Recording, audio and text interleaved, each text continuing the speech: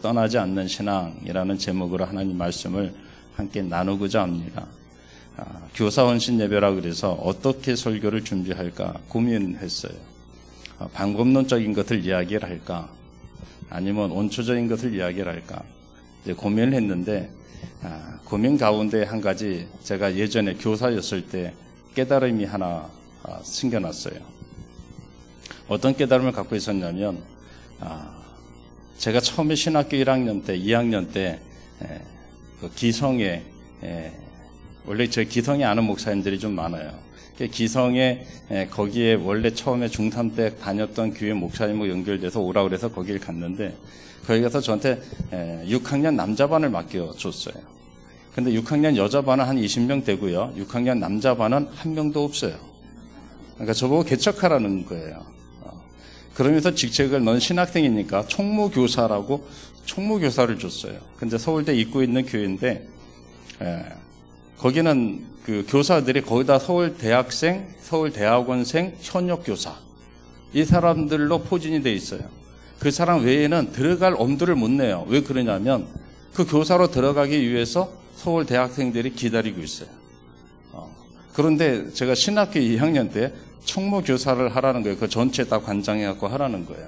전도사님이 없어요. 그러니까 제가 전도사 겸 총무교사로 한 거예요. 신학생이니까 총무교사로 하고 전도사처럼 하라는 거예요. 6학년 남자반을 이렇게 맡겨놓는데 이 사람들이 제가 얘기하니까 안 들어요. 그래서 하도 안 들어가지고 제가 그분들한테 요구하는 게 있었어요. 뭘 요구했냐면 딱 두 가지만 요구했어요. 첫째, 아이들을 데려올 때 집에 가서 직접 데리고 와라. 그리고 반드시 아이들을 집에까지 데려다 줘라. 부모한테 인수인계 하라는 거예요. 인수인계 받고 인수인계 해라. 그리고 오후 예배도 반드시 그 인수인계를 해라. 그거 외에는 안 해도 좋다, 아무것도. 그걸 했는데 안 나가는 거예요. 오후에 가라고 그래도 안 나가는 거예요. 막 신경질을 내고 안 나가요. 그래서 저도 막 신경질 내고 보냈죠. 그러니까 사이가 굉장히 안 좋아졌죠. 저는 그때 20대 초반이고 그분들은 20대 후반 내지 30대예요. 제 말을 하도 안 들어서 어느 날 지하실 교육관에서 같이 잠자게 됐는데 묘하게도요. 교사들이 양옆으로 이분들이 다 자고 제가 가운데 자게 됐더라고요. 그래서 제 양옆에는 서울대 학생들이 있었고요. 서울대 대학원생들이 있어요. 석사 과정을 받고 석사 장교로 가고 막 이런 친구들 있는데 누워있다가 한 친구가 그런 얘기를 해요.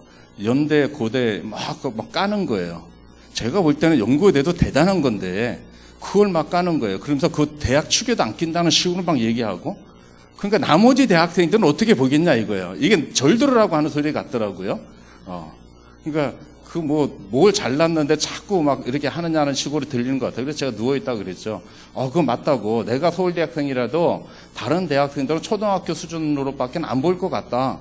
그 얘기 딱 하면서 제가 그 다음에 뭔 얘기 했냐면 신학생들은 서울대 교수도 초등학생으로 본다. 네, 그랬죠. 서울대 교수도 난 초등학생으로밖에 안 보인다. 그러니까 양쪽에서 퍼뜩 일어나는데 전체가 다 기상을 한 거예요. 누워있다가. 그리고 저를 일제히 째려보는데 제가 그 이야기를 이렇게 듣고 하는 얘기가 뭐라 그랬냐면 당신들이 월등하게 실력이 뛰어나서 그 사람들을 대학생 취급 안 해주는 것처럼 내가 볼 때 서울대 교수들도 내가 볼 때는 어린애밖에는 안 보인다. 그들이 나보다 성경을 더 하냐, 나보다 기도를 더 잘하느냐, 나보다 전도를 더 잘하느냐. 심지어는 신학적인 그 영어도 나보다 더 잘하냐. 이쯤 얘기해라. 내가 그 사람들을 만날 때 사회에 나가서 만날 이유 전혀 없다. 그 사람들은 나를 만나려면 교회 와야지 나를 만나는 거다. 내가 사회에 나가서 다른 일 할 이유도 없고. 그렇다 그러면 내가 그 사람도 어떻게 대해야 되겠냐. 그때서부터 그 친구들이 저하고 한 달간 얘기를 안 했어요. 근데 저희 반이 몇 명이라고 그랬어요? 한 명도 없잖아요. 자, 일주일 지나서 2명 생기고, 그래서 한 달 딱 지나니까 저희 반에 17명이 생겼어요. 전도 대상자만 서른, 전체 50명이 넘었어요. 전도 대상자까지 합쳐서. 그렇게 생겼어요.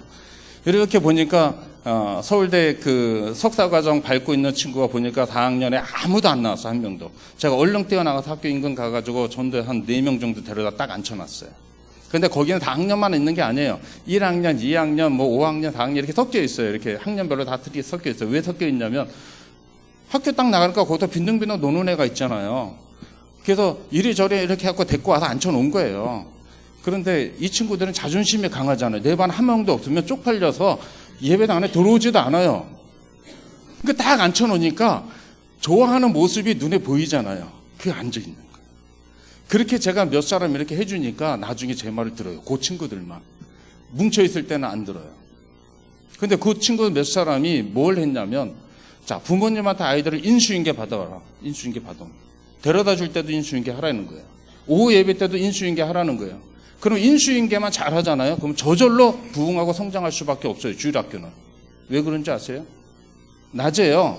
인수인계 하러 애들 데리고 딱 나오면요. 이놈이 가다가 심심하면 선생님, 제 친구 여기 사는데 걔 데리고 와도 돼요? 데리고 와. 제가 가서 부릴 이유가 없어요. 그 친구 와서 문 두들기고 별소리를 다 해서 끌어내요. 그럼 데리고 오는 거예요. 그럼 데리고 왔잖아요?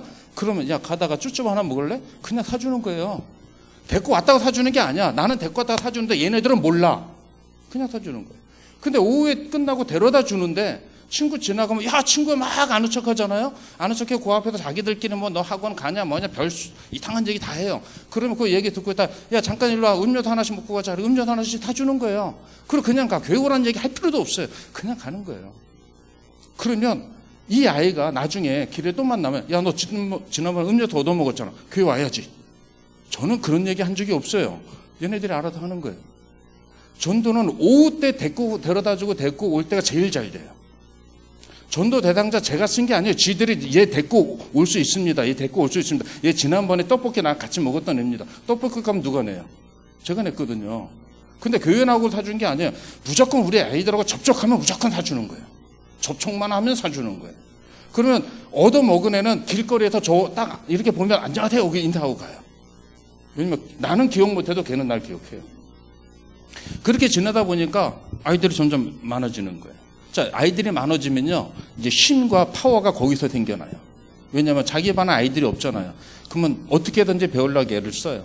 그 나중에는 지난 얘기지만 너무 많아서 예배당이 적어가지고 막 위아래로 막 나눠서 예배 드리고 그랬어요. 다른 거 할 필요 없이 그것만 해도 되더라는 거예요. 그래서 제가 이런 방법론적인 걸 얘기할까 하다가 제가 그때 생각나고 가만히 생각해 보니까 뭘 깨달았냐면 내가 하나님 앞에 열정을 가지고 뭔가 하려고 할 때 하나님이 지혜를 주시더라고요. 그래서 교사는요 절대로 잊어서는 안 될 것이 있어요. 그것이 뭐냐면 열정과 초심이에요. 열정과 초심만 잊어버리지 않으면요 내가 어떻게 전도해야지 전도할 방법이 몰라? 그러면 안 하면 돼요. 전도 방법이 모르는데 왜 전도를 합니까? 전도할 방법이 모르는데 하려고 하니까 막 짜증나고 열받고 하기 싫고 답답하고 두렵고 어떨 때 막 이러는 거예요. 근데 방법이 생각나면 할 수 있잖아요. 방법이 생각났다는 자체는 자신감이 있다는 거예요. 그럼 할 수 있는 거예요. 방법이 생각 안 나는데 왜 전도합니까? 하나님께 기도해야지. 그래서 기도하고 있으면 하나님의 방법을 생각나게 해주셔요. 물론 이런 경우도 있어요. 제가 신학생 때 이제 예성교회 우리 선배님이 와서 도와달라고 그랬는데 그래서 거기 도와주러 갔어요. 거기 개척교회 아무것도 없는 생개척교회 마룻바닥 장판 깔고 하는 그 교회에서 이제 복음을 전하는 거예요. 근데 그 교회 주일학교를 맡아서 하래요. 주일학교 10몇 명이 있어요. 주일학교 10몇 명에서 그 친구들 목회하면서 그 친구들도 한 100여 명이 넘어가니까 그때 전사님 저를 불러요. 주일학교 그만두고 중고등부를 하래요. 중고등부가 몇 명 있었는지 아십니까? 한 명 있었어요. 근데 이 아이가 약간 떨어지는 아이예요. 그래서 늘 주일학교 애들하고 놀아요. 중학생이지만. 그래서 중등부를 개척하기 시작을 했어요. 중등부를 개척해서 개척할 때 어떻게 전도합니까? 전도할 방법을 모르니까 길거리 가다 그냥 사람 만나는 대로 전도 주고 하는데 전도 주면 아무도 안 와요. 전도지 받고 교회 온다. 그 신기한 거예요. 그 예수님 우리를 걸어가는 것만큼이나 기적적인 일이에요. 그 특별히 성령께서 역사하지 않으면 절대로 안 와요. 여러분 길 가는데 그 이상한 종교 있잖아요. 도를 아십니까? 이런 종교. 그 사람들이 용지 딱 주면서 오십시오. 그러면 여러분 가십니까? 여러분들이 절대로 안 가는 것처럼 여러분들이 나눠준 전도지 갖고 절대로 안 와요. 하나님이 특별한 은혜로 역사하지 않는 이상은. 제 말이 맞나 한번 해보세요. 저는 별걸 다 해봤어요. 지하철 가서 전도했다가 쫓겨나도 나보고 버스에서 전도했다가 버스 전도는 절대 하면 안 돼요. 왜 그런지 아십니까? 막 열정이 나가지고 버스 전도를 했는데 전도지 쫙 나눠주고 전도했어요. 그 다음에 나 목적지까지 가야 되잖아요. 가는 동안에 얼굴 뜨거워서 못 있겠더라고요. 아무튼 별걸 다 해봤어요. 근데 그때 하나님께서 가르쳐 주신 방식이 있어요. 그게 뭐냐면, 집회한다는 집회용지 만들어갖고요. 학교 앞에서 나눠주면서 2달간 집회를 했어요. 아이들이 궁금한 내용으로. 영어로 가르쳐 주겠다, 수학 가르쳐 주겠다, 공부 가르쳐 주겠다 해갖고 한 친구가 전도가 됐어요. 그 친구가 나중에 제가 전도한 친구하고 결혼해서 목사님 사모님 돼서 지금 미국 가 있어요. 그런 친구들도 있어요. 이거 하나님 역사하셔야지 되는 거지, 공부 가르쳐 주겠다 해도 오긴 오는데 나중에 잘 안 오더라고요. 그래서 교회에서는 공부 가르쳐줘도 한 달 이상 가르쳐주면 안 돼요. 영어를 가르쳐줘도 한 달 이상 가르쳐주면 그 다음부터 안 와요. 왜냐하면 자기가 못 쫓아가면 창피하니까 안 와요. 그러니까 딱 한 달까지만. 제 경험자로서 그래요. 그러니까 딱 한 달 가르쳤다 그 다음에 성경 가르쳐주고 막 이렇게 바꿔서 이렇게 가르치고 그랬는데, 방법을 모르면 그냥 기도하면 하나님께서 방법을 가르쳐 주세요. 단지 우리가 갖고 있는 건 열정만 갖고 있으면 돼요. 열정만. 그리고 반듯한 신앙만 가지고 있으면 돼요.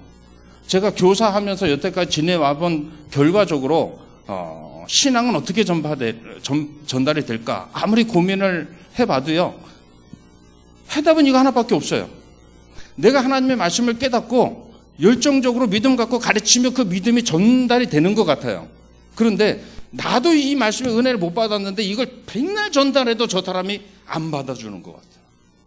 머리는 알아서 막 이렇게 가요. 커져가요. 그런데 내가 심적으로 믿어지지 않는 말씀, 내가 그 은혜 받지 않은 말씀을 전하면 그 사람이 은혜 받지 못하는 것 같아요. 그래서 내가 먼저 은혜 받아야 돼요. 무엇이든지.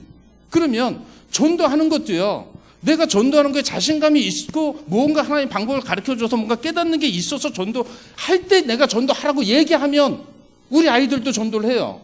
그런데 내가 그냥 얘기하면 우리 아이들도 전도 안 해요. 저만 그걸 느꼈는지는 잘 모르겠지만 그래요. 그 중에서 못 느끼고 깨닫지 못하고 그냥 해도 잘 되는 전도가 좀 아까 얘기했죠. 인수인계만 잘하면 돼요. 그럼 오며 가며 하나님께서 역할해 주셔서 그냥 애들이 붙어요. 제가 시골 교회 가가지고 그 교사 교육을 해달라고 그래서 교사 교육하면서 전도하는 방식 이렇게 어떻게 전도하면 되는지 막 해달라고 해서 원리를 해달라고 그래서 딱 원리 2가지만 얘기해 줬어요. 어떤 원리를 얘기했냐면, 제가 원래 이거 얘기하면 안 돼요. 이거 설교도 1시간인데, 근데 우리 목사님이 마음껏 하시라고 그래가지고, 여러분들 마음껏 해도 되죠? 늦게 가셔도 되죠? 네. 진짜예요? 네. 이런 경우 드물어요, 교회가. 네. 빨리 끝내달라고 그래야 되고 5분 전에 끝내야 된다 그래갖고 제가 훈련 받은 게 있어요. 1시간 해주십시오. 그럼 59분 30초 딱 하고 끝내요. 제가 저희 교단에 행복한 교회라고 저기 시흥 쪽에 있어요. 거기 가서 1시간 반 해달라고 해서 1시간 29분 30초 했어요. 정확하게. 그렇게 해서 딱 끝났어요. 교회 가서 전도하는 원리를 가르쳐 달라고 그래서 제가 딱 2가지만 얘기했어요. 여기는 전도할 게 없대요. 사람들이 없고 시골이라 애들도 없고. 그런데 제가 가다 보니까 초등학교가 있더라고요. 애들 있나요, 없나요? 있잖아요. 그래서 이야기할 때 그랬죠. 그 초등학교 100% 교회 다 다닙니까? 물어봤더니 안 다닌대요, 거기 애들. 근데 왜 애들이 없어요? 그 초등학교만큼 애들이 있는데. 그러면 그 아이들을 어떻게 전도할 건지 최소한적으로 교사라고 한다면 그 아이들 이동 동선, 걔네들이 학교에 몇 시에 등교하고 몇 시에 끝난 다음에 어딜 가는지 그걸 다 파악해야 돼요. 그걸 파악하지 않으면 전도하기가 어려워요. 여러분들 물고기 잡는 어부들도요, 어군 탐지기라고 배에다 이렇게 다 장착하고 다닙니다. 왜 그러냐면 물고기가 어딘지 보고 금을 내리니까. 물고기 없는데 백날 금을 내려봤자 한 마리도 안 잡혀요.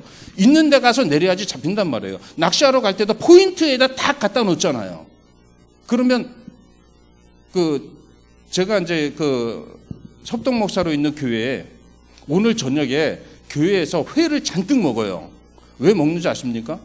저희 교인 중에 자기 회사 직원이 낚시 3번 갔는데 낚시대회 나왔고 1등 해갖고 금 5돈에다가 이 큰 거 잡은 거 있는데 그 잡은 거 초분부터 해갖고 자기가 갖고 왔대요. 그걸 회를 먹는다고.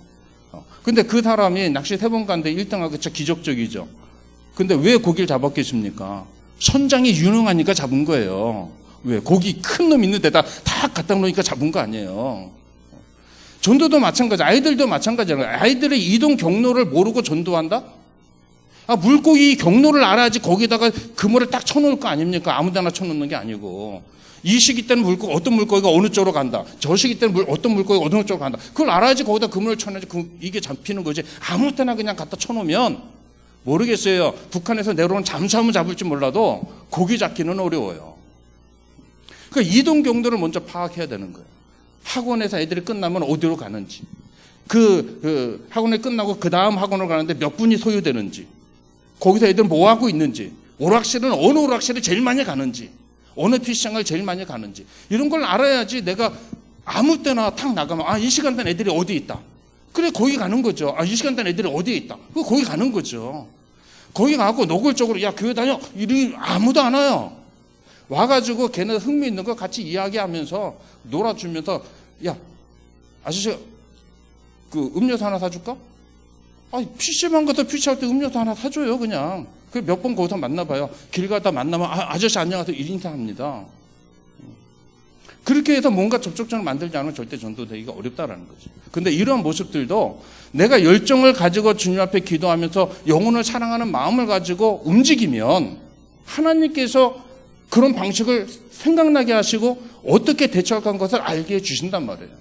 제가 개척을 해가지고 목회할 때 군목 가기 전에 청년들이 축구부 3팀이 있었어요. 농구부 2팀이 있었고. 그럼 최소한 청년만 약 한 40명에서 50명 되잖아요. 근데 그 40, 50명 되는 청년, 저희 교회는 40, 50명 청년만 40, 50명 됐어요. 그래서 주변 교회들하고 맨날 축구샵이고 뭐고 많이 했어요. 원정 경기도 떠나고. 저희 주변에 감리기 목사님 때문에 제가 아주 골탕 먹은 적도 있는데 맨날 지면서 맨날 축구샵 하자고 그래가지고 겨울에 눈 내린데 또 하자고 그래갖고 그때 자빠져서 손도 다치고 그랬는데 이렇게 한번 져줬더니 그다음부터 축구하자는 얘기 안 하더라고요. 이길 때까지 그분은. 제가 못 얘기했다 삼천볼에 살짝 빠졌어요. 근데 그때 우리 그 교회에 있던 청년들이 다 남자들만 있었어요. 여자는 한 명도 없었어요. 왜 그런지 아세요? 제가 전도하려고 했더니 여자 전도하기 어렵잖아요. 20대 청년 같은 유부남이 청년 여자를 전도한다는 게 상당히 어렵더라고요. 그래서 남자들을 전도를 했죠. 남자를 전도하면서 운동 축구하자. 내가 축구복을 사줄 테니까 축구는 네가 사라. 그래가지고 바깥에 나와서 맨날 축구하면서 전도를 했어요. 그 학생들도 보면은 3, 4, 5 놀잖아요. 이쪽에 4, 5명, 이쪽에 4, 5명. 시합을 안 되잖아요. 그럼 이쪽 가가지고 너 축구할래? 너 축구할래? 와, 시합해. 그러면은 얘네들은 이 아들이 내가 데리고 온 애들인 줄 알고 얘네들은 이 아이들이 내가 데리고 온 애인 줄 알아요. 그게 축구 시합을 하는 거예요. 축구 시합 딱 이기나 지나 이겼으면 진 팀 내가 약 올려요. 왜? 그 다음 주에 또 해야 되니까. 그래 놓고 약 올린 다음에 데리고 가갖고 밥을 사줘요. 아니면 떡볶이를 사줘요. 아니면 햄버거를 사줘요. 꼭 학교 앞에 보면 수제 햄버거를 팔거든. 그걸 착 사줘. 야, 다음 주에 여기서 또 모인다? 그때 안 오면은 자른다? 이렇게 놓으면 그 다음에 미리 와서 거기서 학교에서 딱 대기하고 있어요. 그럼 또 축구해요. 그렇게 한 3번 하고 나서 4번째는 야, 저 교회로 모여. 목사님 거기서 뭘 해야 되니까 그쪽으로 모여. 그럼 이 아이들이 한 3번 만났잖아요, 저를. 아빠보다 저를 더 좋아해요. 그러니까 거기 교회 와가지고 들어오지 않고 바깥에 띠꾸띠꾸 하면 야, 들어와서 저쪽에 앉아있어, 너희는. 그리고 딱 격리를 시켜요. 한 2달 이렇게 2달 정도 격리시켜 너는 거기만 있어. 그러면 우리도 참여하면 안 돼요. 지들이 먼저 얘기해요. 참여는 나야 좋죠. 근데 너희는 안 돼. 너희는 교회 다니는 게 아니잖아. 축구하러 온 거잖아. 거기 있어. 그럼 우리 애들. 그럼 얘네들이 나중에요. 붙여달라고 얼마나 쪼르는지 몰라요. 무기가 뭐냐면 말 안 들으면 교회에서 너 다음 주 교회 나오지 마. 이게 가장 무서운 이야기예요. 그 아이들이 청년이 되는 거예요. 이게 멤버십 처치라고 그래요. 어려운 용어로. 우리 교회 외에는 특별한 사람만 오게 온다. 그 개척교회 지하실에 누가 오려고 합니까? 그러니까 이런 묘한 방법을 쓰는데 이것도 제가 똑똑해서 찾아낸 게 아니에요. 기도하다 보니까 방법이 보이니까 그렇게 한 것뿐이에요. 이런 얘기하면 한도 끝도 없는데, 자, 오늘 본문에 보면은요, 이 본문 얘기를 해야 돼요. 이 본문이 뭐냐면 모세가 회막을 이스라엘의 진 밖에 멀찌감치 떨어진 데서 회막을 만들고 거기 가서 하나님 앞에 기도하면서 하나님이 하는 것부터 대화를 하는 거예요. 이야기를 하는 거예요.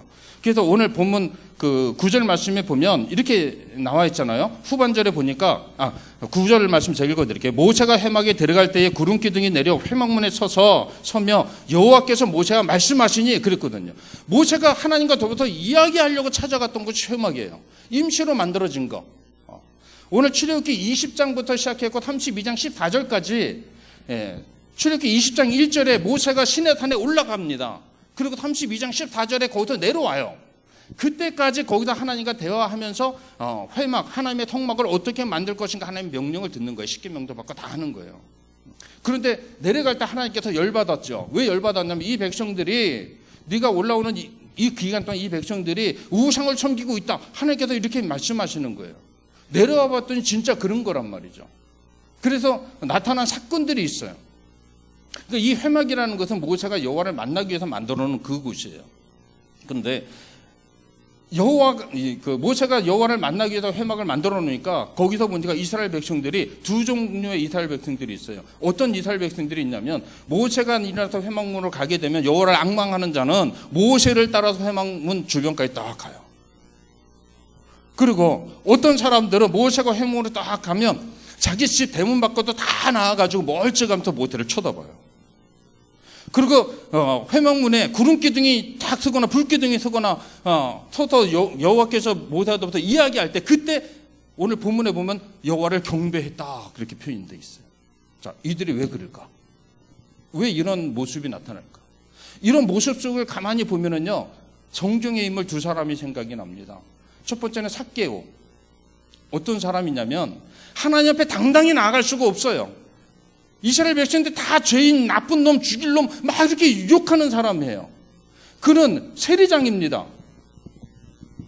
자기 백성들한테 세금을 긁어 모아가지고 로마의 일정 부분 상납한 다음에 일정 부분 자기 재산을 갖고 있는 거예요. 어떻게 보면 임금이죠.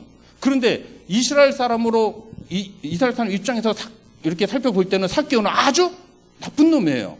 왜 나빠요? 우리 돈을 갈취에다가 누구한테 갖다 줘요? 우리의 적국, 온수, 걔네들한테 갖다 주는 거예요. 그러니까 완전히 일제 앞제비 같은 놈이에요. 모르겠어요. 일제 앞제비라고 그러면 좋아할지 나빠할지 모르겠지만 저는 되게 나빠요. 왜냐하면 일제시대 때 저희 그 할아버지가 막 끌려가고 고문당하고 사흘리까지 가셔서 지금 연락도 안 되니까 저희 할머니가 일본 사람 하면 아주 치를 떨어요. 근데 북한 사람 하면 더 치를 떨어요. 왜 더 치를 떠냐면 그때 저희가 군인 가족이었거든요. 그러니까 우리 할머니가 유공자시죠. 그때 돌아가셨으니까. 아들이 죽었죠. 또 우리 친구분 가족은 경찰 가족이었어요. 경찰 가족이었는데 남아있는 북괴군단한테 죽창으로 다 죽었어요. 근데 그 시신 처리를 못 해줬어요. 그 시신 처리를 해주려고 손을 대면 밤에 또 내려와서 그 사람까지 또 죽이고 올라가니까. 이거를 너무 가까이서 본 거예요. 근데 그런 사람이란 말이에요. 삭개오가 이스라엘 사람들이 봤을 때. 그런데 예수라는 소문을 듣고 예수님 만나보고 싶어 했던 거예요. 그러니까 예수님이 지나가는 길목 가운데서 그 앞에 있는 돌감나무 위에 올라가고 예수님을 보려고 그렇게 했던 그 모습. 떳떳하지 못하지만 뭔가 예수님을 바라보고 싶은 그 모습. 이스라엘 백성의 입장이 바로 그런 입장이에요. 자, 32장으로 넘어가게 되면 모세가 시내에서 딱 내려옵니다. 하나님께서 열받으셨죠. 저들이 우상을 숭배한다. 그 이야기를 듣고 열받으셨죠. 딱 내려왔어요. 근데 우상을 숭배해요. 그래서 하나님께서 모세가 호통을 칩니다. 아론이 와서 하는 얘기가 당신이 시내산에 올라간 지 40일 가까이 되니까 그 산은 사람이 살 수 있는 산이 아니니까 그는 가서 죽었다 이렇게 생각한 거예요. 그러니까 이스라엘 사람들이 아론을 겁박해서 우리를 인도에는 신을 만들라 그런 거예요. 그래서 아론이 능력 있잖아요. 신도 만들어요. 여러분도 신 만들 수 있는 능력 있으십니까? 대단해요. 어쨌든 신을 만들었어요. 귀걸이, 목걸이 다 빼갖고 신을 만들어. 송아지를 만들어 놓고 그다음 막 잔치하는 거예요. 이게 애굽에서 우리를 이끌어내는 여호와라 그러면서 막 잔치하는 거예요. 모세가 열받았고 그걸 다 부질러갖고 가루 만들어 다 먹게 하고 그 다음에 뭐라고 얘기하냐면 여호와의 편에 선자 나오라 그런 거예요. 그랬더니 레위 자손이 일제히 나왔어요. 너희는 칼을 차라. 칼을 쳤어요. 자, 진 이쪽 편에서 저쪽 편까지 왔다 갔다 하면서 닥친 대로 사람을 죽이라는 거예요. 자기 아버지가 앞에 있으면 아버지를 죽여야 돼요. 형제가 옆에 있으면 형제를 죽여야 돼요. 친구가 옆에 있으면 친구를 죽여야 되는 거예요. 이웃이 옆에 있으면 이웃을 죽여야 되는 거예요. 왔다 갔다 하면서 죽였어요. 그리고 나서 여호와의 진노가 풀리신 거예요. 그 다음에 여호와께서 하시는 말씀이 그래도 내가 저 백성과 더불어서 가나안 땅에 올라가지는 않겠다라는 거예요. 왜냐하면 그들을 보고 또 열받아갖고 어떻게 할지 모르니까. 그래서 내가 내 사자를 앞장서서 보낼 테니까 너는 그렇게 가라. 이렇게 할 정도로 여호와께서 엄청나게 진노를 하셨어요. 자, 그 사건이 있은 다음에 나타나는 본문이 오늘 본문이에요. 그러니까 모세가 여호와를 만나러 회막문에 갈 때 그 가운데 여호와를 앙망하는 자는 따라갔지만 나머지는 멀쩡한지 집 문 바깥에서 이렇게 쳐다보고 있는 거예요. 그래서 여호와께서 임하는 그 모습을 보고 거기다 경배하는 거예요. 이 장면이 오늘 본문의 장면이에요. 그런데 이 본문에는요, 두 가지 신앙에 대한 이야기를 합니다.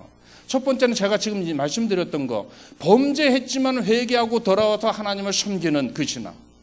그 인정해 주는 거예요, 하나님께서. 마치 요한복음 21장 말씀에 보면 베드로가 예수님 3번 부인하지 않습니까? 어린 계집종한테 당신도 그의 당이라 그러니까 아니라 이렇게 부인했어요.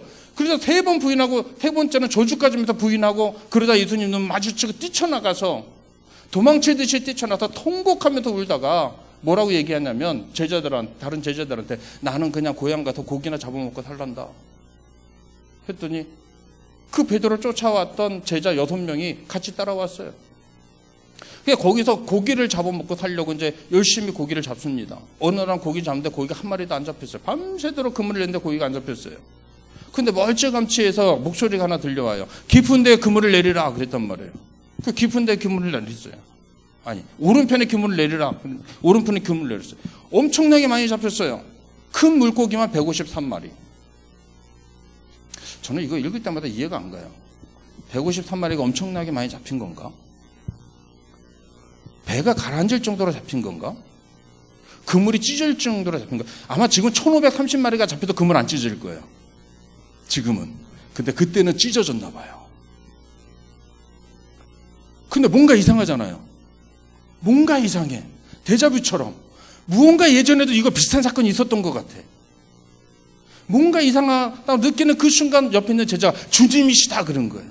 그러고 나서 베드로가 그 모습에 놀래갖고 겉옷을 입고 바닷물에 뛰어들어서 수영해서 주님 앞으로 가서 부복하고 있는 거예요. 여러분, 겉옷 입고 수영한다는 것은 자살행위입니다. 수영을 진짜 잘해야 돼요.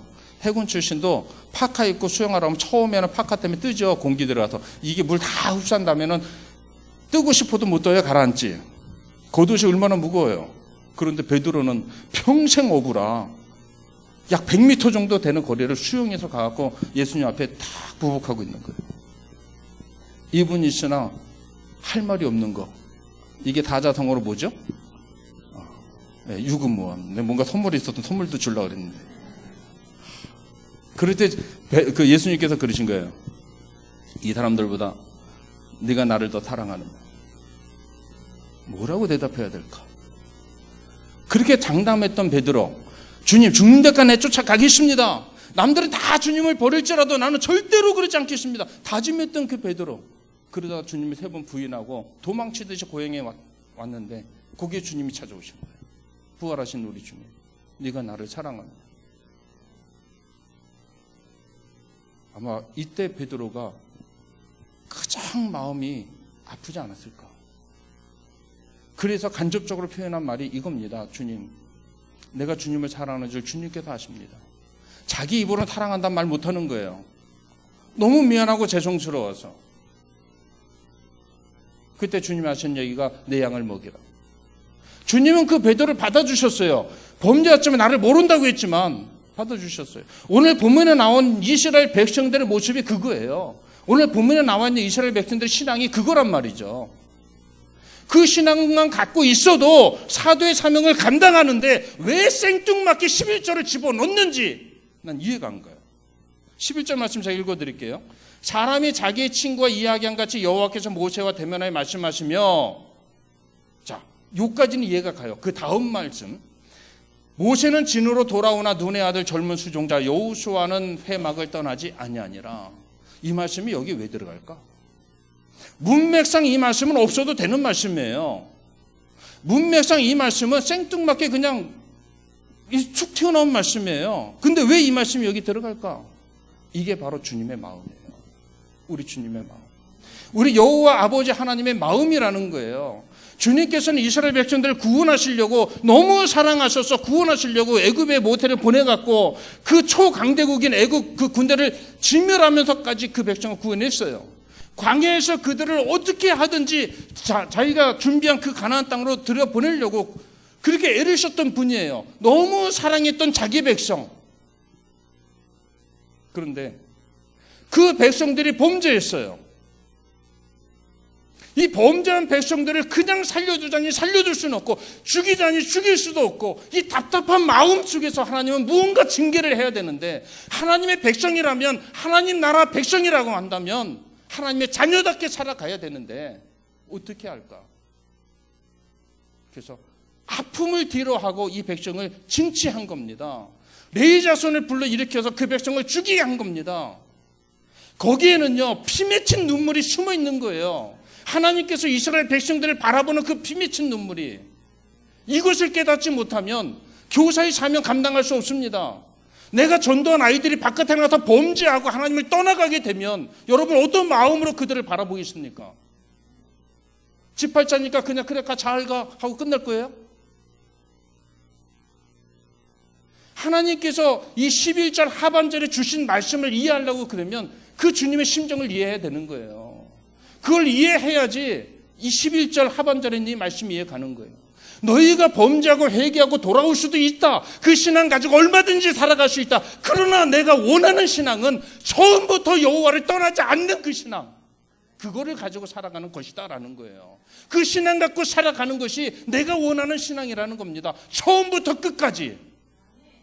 사명자는 그런 신앙을 갖고 살아가야 되는 거예요. 내가 한 친구 전도하는 거 쉬울 수 있어요. 아주 쉬울 수 있어요. 어려울 수도 있지만 의외로 쉬울 수 있어요. 이 아이 전도해서 이 아이가 나중에 범죄해서 떠나갈 수도 있는데 그때 어떻게 할 겁니까? 아니 주님께서 내게 주신 사명, 주님께서 나에게 사명을 주셨는데 내가 주의 사역을 잘 감당한다고 그러는데 어느 순간 내가 실수해서 하나님을 멀리하고 떠날 수도 있어요. 그러다 돌아오면 하나님의 복이지만 그렇지 않는다고 그러면 주님은 이스라엘 백성들에게 이번 사건을 계기로 한 가지 메시지를 주는 겁니다. 너희가 처음부터 떠나지 않냐고 내 곁에 거할 수는 없느냐. 그거예요.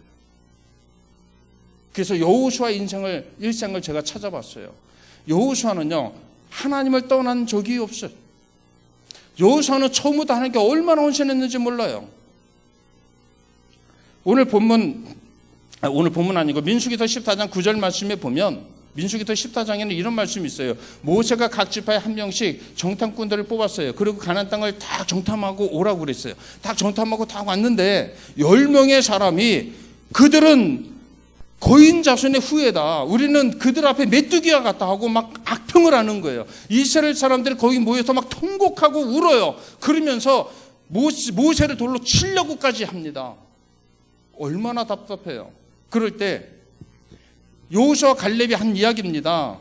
민수기서 14장 9절에 이렇게 말씀하고 있어요. 다만 여호와를 거역하지 말라. 그 땅 백성을 두려워하지 말라. 그들은 우리의 먹이라 그랬어요. 우리의 밥이라는 거죠. 그들의 보호자는 그들에게서 떠났고 여호와는 우리와 함께 하시느니라. 그들을 두려워하지 말라. 이게 여호수아가 젊었을 때 한 이야기입니다. 골리앗과 같이 산에다가 임박하는 그 무서운 그 사람들이 그 성을 지키고 있고 그들과 싸우면 누구든지 다 죽을 것 같은데 여호수아 갈렙은요 그들을 바라보면서 저들은 우리의 밥이라 이렇게 얘기합니다. 마치 다윗이 골리앗을 보면서 너는 칼과 단창으로 내게 나오지만 나는 여호와의 이름으로 막문해 줄 여호와의 이름으로 너에게 나아간다라고 얘기했던 거. 자, 그러면 10명의 정탐꾼과 2명의 이 여호수아 갈렙의 차이는 뭐가 있습니까? 10명의 정탐꾼은요 눈에 보이는 것만 봤어요. 눈에 보이는 것만 보면 바깥에 나가서 전도할 사람 아무도 없어요. 눈에 보이는 것만 보면 교회 나올 사람 아무도 없어요. 눈에 보이는 것만 보면 우리 교회가 하나님 앞에 뭔가 일할 일이 굉장히 많을 텐데 하나도 안 보여요. 여호수아 갈렙은 눈에 보이는 걸 본 게 아니에요. 눈에 보이지 않는 거. 하나님은 이것보다 더 큰 일을 하신다. 하나님이 이것보다 더 위대한 일을 하실 수 있다라는 것을 그는 본 거예요. 그래서 하나님 말씀이 저들의 신은 저들에게서 떠났고 여호와는 우리와 함께 하신다. 이걸 바라본 거예요. 이걸 바라본 거. 자신을 의지하지 않냐고 절대적으로 여호와를 의지하는 그 신앙. 이것이 여호수아의 신앙이에요. 이 신앙을 갖지 않으면 절대로 하나님의 사역을 감당할 수 없다라는 것입니다. 다니엘의 세 친구를 기억하십니까? 다니엘의 세 친구, 사드락과 메삭과 아벳느고, 이 세 친구의 사건은 너무나도 놀랍습니다. 자, 제가 그 본문을 읽어드리겠습니다. 다니엘서 3장 17절로 18절 말씀을 제가 읽어드리겠습니다. 왕이여 우리는 섬기는 하나님이 계시다면 우리를 맹렬히 타는 풀무불 가운데서 능히 건져내시겠고 왕의 손에서도 건져내시리이다. 18절. 그렇지 아니하실지라도 하나님이 안 계신다 할지라도 왕이여 우리가 왕의 신들을 섬기지도 아니하고 왕이 세우신 금신상에게 절하지도 아니하겠나이다. 이게 하나님을 절대적으로 의지하는 신앙 아닙니까? 하나님께서 나를 구원해 주실 것입니다. 그러나 구원해 주지 않는다 할지라도 절대로 우상 섬기지 않겠습니다. 이것이 다니엘의 세 친구의 신앙이에요. 이러한 신앙을 가졌던 사람이 여호수아예요. 눈에 보이는 거인 족속을 본 것이 아니고 그들 가운데 그들이 신이 있는지 여호와께서 우리와 함께 하시는지 이걸 먼저 바라봤던 그의 신앙. 여호와를 절대적으로 의지하는 신앙. 하나님을 절대적으로 의지하는 나와 여러분이 되시기를 주님의 이름으로 축원합니다. 그리할 때 하나님의 역사가 나타나는 거예요. 그리할 때 하나님의 역사가 나를 통해서 쫙 나타나는 거예요. 제가 얘기했죠. 전도 방법은 중요한 게 아닙니다. 내가 열정을 가지고 주님 앞에 그 목적을 갖고 기도하면 하나님께서 그렇게 해주셔요. 제가 개척 갈 때 한 청년이 왔어요. 전도하라고 제가 하고 전도 대상자 이게 쓰게 합니다. 근데 전도 대상자 쓰게 할 때 전 조건을 달아요. 야, 축구 잘하는 사람, 너희 반에 축구 제일 잘하는 사람 3명만 써. 3명을 딱 써요. 자, 거기서 다른 게 다니는 사람 지워. 싹 지워요. 자, 이 사람들은 한 달 이내에 우리에게 다 데리고 온다. 한 달 이내에 수단과 방법을 가리지 않고 얘네들 데리고 와요. 그리고 한 달을 우리 교회 다녀요. 그리고 제가 등록하라는 이야기를 안 하면 그 아이들이 개별적으로 만나서 야, 너 목사님한테 잘렸어. 다음 주부터 다른 교회 가. 이렇게 해요. 제가 이 이야기하니까 어느 선생님이 막 항의하더라고요. 왜 그러냐면 우리 아이들의 결속력을 다져야 되니까. 근데 한 친구가 그래요. 목사님 저는 말할 줄도 모르고 전도할 줄도 모르고 아무것도 못합니다. 그랬어요. 그러면 너는 한 달 동안 전도하지 말고 이 아이들을 위해서 기도만 해. 기도했어요. 근데 그 아이의 간증이에요. 자기가 기도한 친구가 어느 날 그러는 거예요. 자기한테 야, 나 좀 너희 교회 좀 데리고 갈 수 없니? 이렇게 물어보는 거예요. 야, 나 좀 너희 교회 데리고 갈 수 없니? 그러니까 얘가 답변을 못하니까 딴 애가 야, 그럼 우리 교회 와. 그랬더니 너희 교회 말고 야, 너희 교회. 그래갖고 얘한테 나 좀 너희 교회 데리고 가달라고 빵과 그 음료수를 사주고 꼬신 거예요. 나 좀 너희 교회 데리고 가달라고. 그래갖고 교회 와서 간증했던 사건이 있어요. 그러니까요, 전도 못하면 그냥 놓고 기도만 해도 하나님께서 무언가 막 답답하면 막 이끌어 주셔요. 그렇게 막 맺혀 주신단 말이에요. 이건 제가 하나의 간증이니까 늘 그렇다는 건 아니에요. 그러나 사람마다 하나님께서 그 같은 은혜 주신단 말이에요. 그 친구가 거의 왕따 당하는 친구인데 참 묘하게도 교회 나오면서 왕따를 안 당해요. 그러니까 얼마나 그것만 해도 은혜예요. 하나님은 방법은 분명히 가르쳐 주신단 말이에요. 내가 주님을 절대적으로 의지하게 되면 하나님께서는 길을 열어주시는 거예요. 여리고성 들어가서 그 성이 7바퀴 돌아가고 소리 질렀다고 무너진다고 그러면 그 완전히 불법 걸쭉말 아닙니까? 부실시공. 그런데 그 무너지는 거예요. 그렇게 천홍성 같은 성벽이 무너지는 거예요. 왜? 하나님이 함께 하시니까. 그 같은 능력이 우리와 함께 해야 된다라는 겁니다. 여호수아의 두 번째 신앙은요, 어떤 신앙이냐면 하나님의 인도함을 받는 신앙을 그가 갖고 있어요. 여호수아서 1장 6절 9절 말씀해 보면 잘 아실 겁니다. 강하고 담대라. 너는 내가 그들의 조상에게 맹세하여 그들의 주려한 이 땅을 이 백성에게 차지하게 하리라. 오직 강하고 극히 담대하여 그러면서 그리하면 내가 어디로 가든 형통하리라 할 때 중간에 구절이 있어요. 뭐가 있냐면 나의 종 모세가 내게 명령한 그 율법을 다 지켜 행하고 자루나 우루나 치우치지 말라. 그러면 내가 너가 어디로 가든지 형통하게 해주겠다. 하나님의 인도함을 받는 신앙. 네가 어디로 가든지 내가 형통하게 해주겠다. 하나님의 인도함을 받는 신앙. 이 신앙이 있어야 돼요. 그런데 이 신앙을 갖기 위해서는 어떻게 해야 되느냐? 자루나 우루나 치우치면 안 돼요. 하나님의 말씀에 순종하는 삶을 살아가야 돼요. 자, 내가 하나님의 말씀에 순종하지 않는데 내가 열심히 가르치는 아이들한테 하나님의 말씀에 순종하라고 가르치면 이 아이가 순종을 할까 안 할까?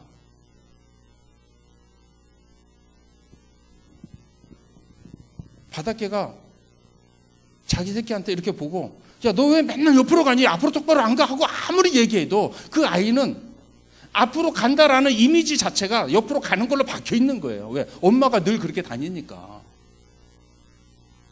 내가 앞으로 못 가는데 내가 가르치는 아이들한테 앞으로 가라고 그러면 갈 수 있겠느냐라는 거죠. 자루나 우루나 치우치지 않고 하나님의 말씀을 지켜 행하게 되면 하나님의 말씀 지켜 행하게 되면 그대로 가는 거예요. 분명히 하나님께서 형통하게 해주시겠다 이렇게 말씀해 주셨잖아요. 내가 하나님의 말씀대로 살아가게 되면 분명히 주님께서 나의 삶을 형통하게 해주셔요. 자, 그럼 나의 삶을 형통하게 해주시는데 너 사는 건 내가 형통하게 해주는데 네 사명은 형통하게 못 해주겠다. 이거 무슨 신법입니까? 맞아요, 틀려요? 주님께서 내 삶을 형통하게 해주신다고 그러면 그것보다도 더 형통하게 해주시는 것이 나의 사명 아닙니까? 분명히 주님 그렇게 해주시는 거예요. 내가 주의 말씀을 자루나 치우치지만 않으면 내 삶뿐만 아니라 내게 주신 사명까지도 주님은 형통하게 해주신다라는 것을 믿으시길 바랍니다. 또 기도하는 자에게 주님께서는 형통하게 해주셔요. 예수님께서 겟세마네 동산에서 기도합니다. 뭐라고 기도하냐면 아버지 이 잔을 내게서 옮기시옵소서. 그러나 나의 원대로 하지 마시고 아버지의 뜻대로 되기를 원하나이다. 자, 기도하니까 누구 뜻대로 움직여요? 하나님의 뜻. 기도하는 자는요 하나님의 인도하시는 대로 걸어갈 수밖에 없어요.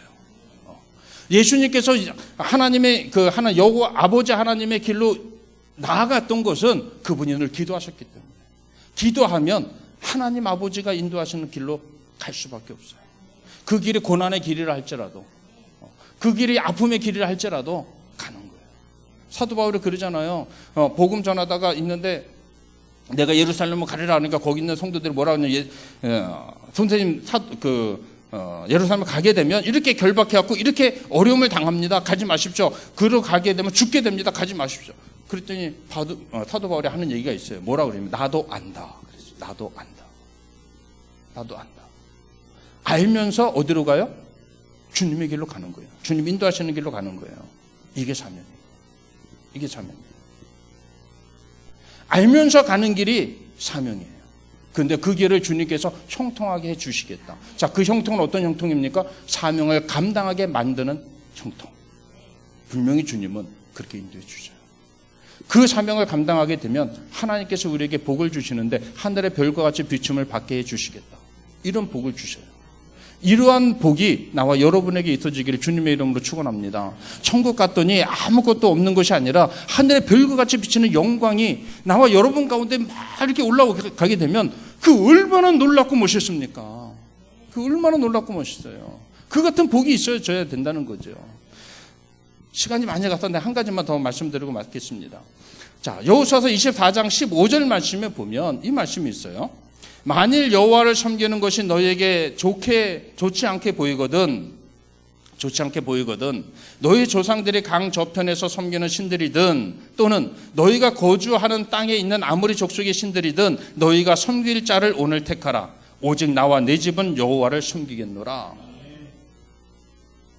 여호수아의 말년의 고백이에요. 여호수아의 말년의 고백. 오직 나와 내 집은 여호와만 섬기겠노라. 만약에 여호수아가 이 말을 젊었을 때 하게 되면 아무도 별로 신경 쓰지 않았을 겁니다. 아, 이거 젊은 놈이 뭘 알았어. 제가 인생 살아봐야 알지. 다 그게 아니야. 이렇게 얘기할 수도 있어요. 근데 여호수아가 노년에 인생의 모든 경험을 다 하고 모든 어려움을 다 체험하고 그러고 나서 그가 다짐했던 고백이 하나가 있는데 그 고백이 나와 내 집은 여호와만 섬기겠노라 이겁니다. 내가 어려운 환경을 다 겪어봤지만 여호와를 섬기는 것이 가장 복된 길이다. 이것을 누구보다도 뼈저리게 알고 있는 사람이 바로 여호수아였어요. 그 새파랗게 젊었을 때부터 하나님의 사역을 받고 앞에 나가서 막 당당히 일하는 그 시기를 지나서 이제는 노년에서부터까지 노년에 이르기까지 여호와를 섬기는 것만큼 더 복되고 더 나은 것이 없다라는 고백. 이게 여호수아의 고백이에요. 처음부터 우리 주님을 떠나지 않는 그 신앙을 가지고 살아갔던 사람. 이러한 신앙을 나와 여러분이 가지시기를 주님의 이름으로 축원합니다. 하박국 선지자도 이런 고백을 했습니다. 하박국서 3장 17절로 18절 말씀해 보면 여러분 잘 아실 겁니다. 비록 무화과 나무가 무성하지 못하며 포도나무에 열매가 없으며 감람나무에 소출이 없으며 밭에 먹을 것이 없으며 우리의 양이 없으며 외양간에 송아지가 없을지라도 소가 없을지라도 나는 여호와로 말미암아 즐거워하며 나의 구원의 하나님으로 말미암아 기뻐하리로다. 다 아시잖아요. 자, 멀쩡한 사람입니까? 여러분 멀쩡한 정신으로 이거 고백할 수 있어요? 정신병자입니다. 우리가 보편적으로 보면은요, 외양간에 소가 없어요. 무화과 나무가 열매가 없어요. 다시 말하면 1년 농사 꽝 됐습니다. 있는 재산까지 다 날라갔습니다. 무엇으로 기뻐해요? 이거 기뻐하면 세상 사람들이 다 미쳤다고 얘기합니다. 저 사람 어렵게 재난 당하고 나서 강원도 산불나고 집 재산 다 날리고 나니까 저거 약간 맛이 갔다 이렇게 얘기할 겁니다. 세상 사람이라고 한다면. 근데 성령이 충만한 사람은, 하나님을 믿고 의지하는 사람은, 하나님의 역사를 알고 있는 사람은 그것을 바라보면서도 기뻐할 수 있다라는 겁니다. 왜? 일평생 살아보니까 지금의 어려움은 나의 인생의 어려움이 아니라는 거예요.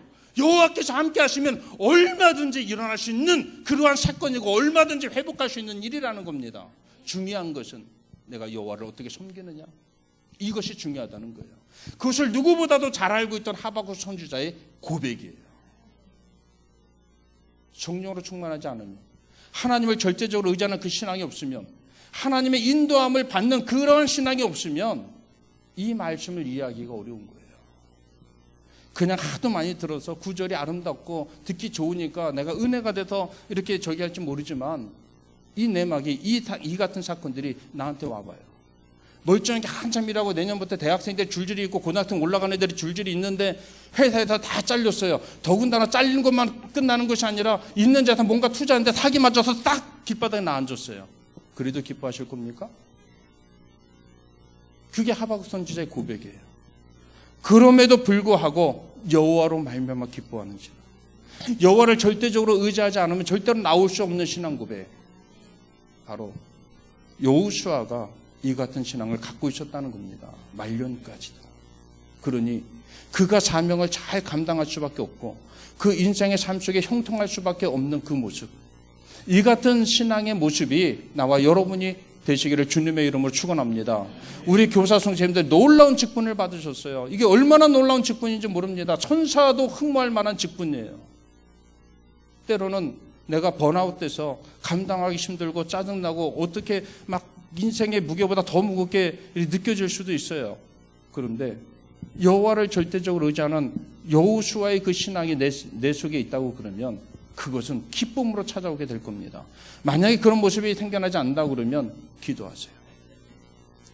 기도가, 어떤 사람들은 이렇게 얘기합니다. 그거는 기도가 무슨 도깨비 방망이냐 이렇게 얘기하지만, 내가 기도함으로 주님께서 나와 함께 하시기만 하면 눈에 보이는 것만 봤던 10명의 정탐꾼보다 눈에 보이지 않는 것을 바라보는, 여호와를 바라보는 2명의 그 정탐꾼이 나타났던 그 인생의 역사를 살아가게 될 겁니다. 여러분, 갈렙 장군 얼마나 멋있어요. 나이 80에 이 산지를 내게 주소서 하면서 그 땅을 자기에게 달라고 여호수아에게 요청을 했습니다. 그 땅이 어느 땅인지 아십니까? 그게 헤브론 땅이에요. 거기에 거인 족속들이 들어가고 천은 요새로 돼 있어서 누구 하나 정복하기 어려운 그 땅. 80세 노인이 가서 그 땅을 정복했어요. 왜 정복했습니까? 약속이거든요. 약속. 모세에게 받았던 약속, 네가 밟는 그 땅을 하나님께서 주리라, 이렇게 받았던 그 약속, 남들이 다 포기했던 그 땅, 어렵다고 힘들다고 포기했던 그 땅을 차지했던 사람이 갈렙이에요.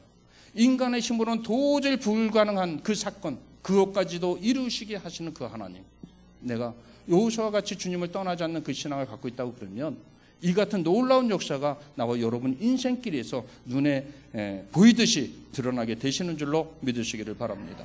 기도하겠습니다. 걸어가시고 자비로우신 아버지 하나님, 주님께서 함께 하시고 인도하여 주심을 감사합니다. 하나님의 말씀 속에 아름답게 구할 수 있도록 인도하여 주시옵소서. 여호와를 떠나지 않았던 여호수아의 신앙이 오늘 저희들의 신앙이 될 수 있도록 주께서 복과 은혜를 더하여 주시옵소서. 지혜와 총명과 명철을 더하여 주셔서 주님께서 저희들에게 맡겨주신 아름다운 사명들을 감당해 나가는 데 부족함이 없도록 도와주옵소서. 길 잃고 방황하는 영혼들을 붙여주시옵소서. 아버지, 헤매이는 영혼들을 붙여주시옵소서. 그 영혼들을 구원하고 아버지, 이 땅 가운데 하나님 나라를 더욱더 확장시킬 수 있는 놀라운 능력과 놀라운 지혜와 놀라운 방법들이 아버지 이 시간에 주님께서 함께 나누어 주시기만을 원나오니 우리 주님 함께하여 주옵소서. 감사드리며 예수님의 이름으로 기도드리옵나이다. 아멘.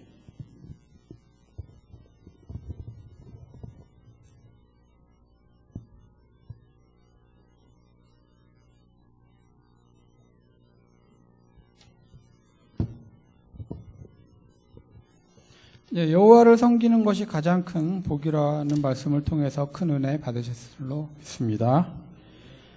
찬송 312장을 하시면서 헌금하시겠습니다.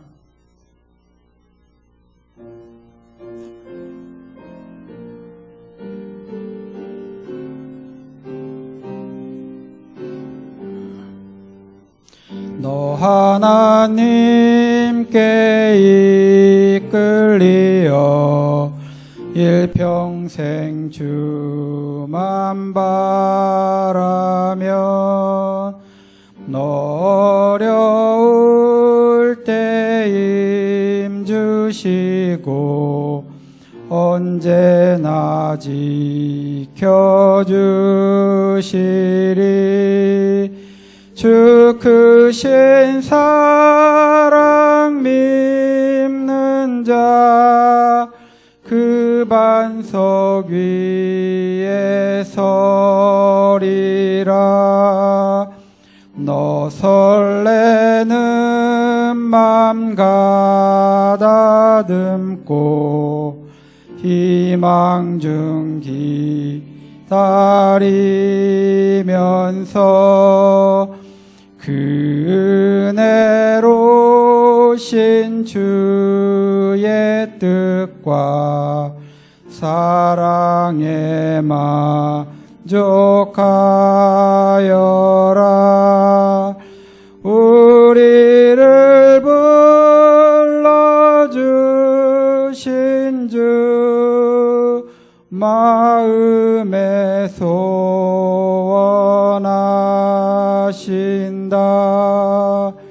주 찬양하고 기도하며 내 본분 힘써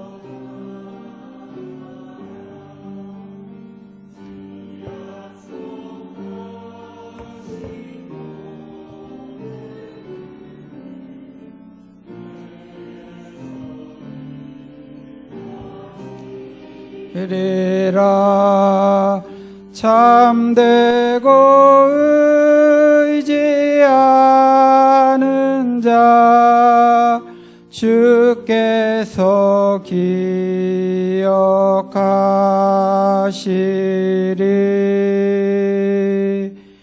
아멘.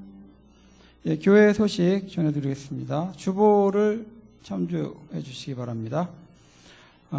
오늘 교사원신 예배를 위해서 말씀 전해주신 김승현 목사님께 감사를 드립니다. 교회 학교 및 각 기관 여름 행사가 있습니다. 7월 31일부터 중고등부 여름 수련회를 시작으로 유초등부, 청년부 수련회가 있습니다.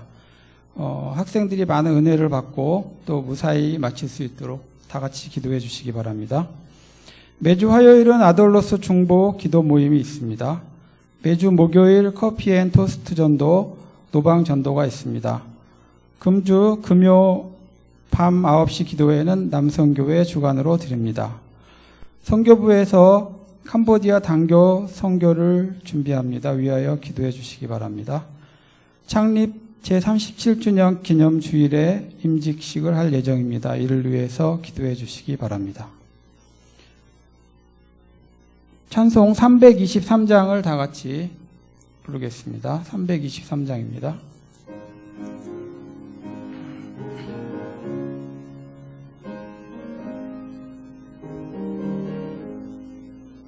푸른 바다 낯선 몸 어디든지 가오리다.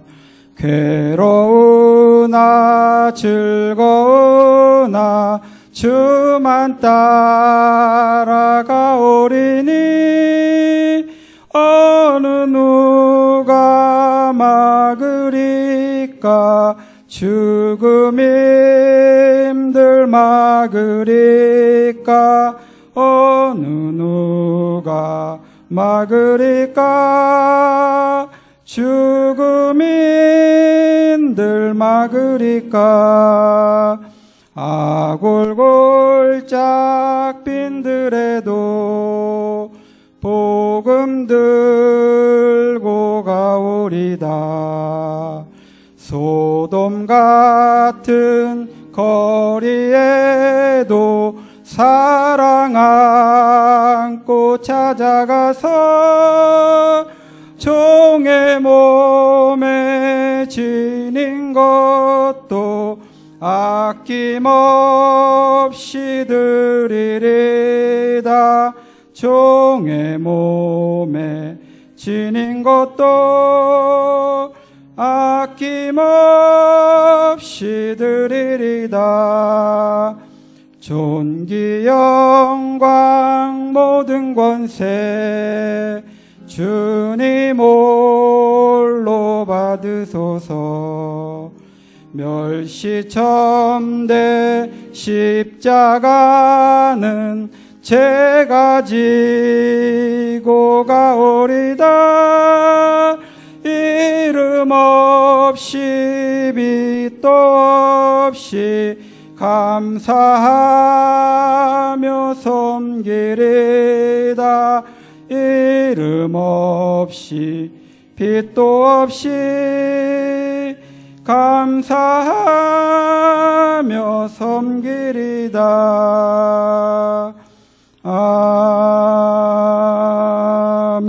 아멘. 예, 담임 목사님 나오셔서 헌금 기도 및 축도해 주시겠습니다.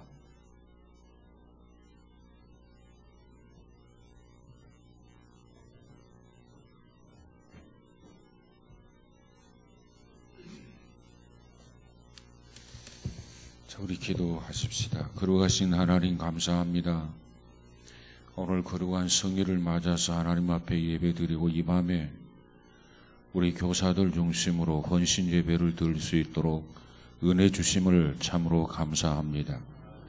무엇보다도 할 일 많은 이때에 교사로서 헌신할 수 있도록 은혜 주심을 감사하고 뿐만 아니라 더 많은 헌신자들이 일어나서 이 땅의 많은 어린이들의 가슴 속에 그리스도의 복음을 심으며 하나님 나라를 확장하고 다음 세대를 키워나갈 수 있는 우리 한양중앙교회가 되어지게 하옵소서.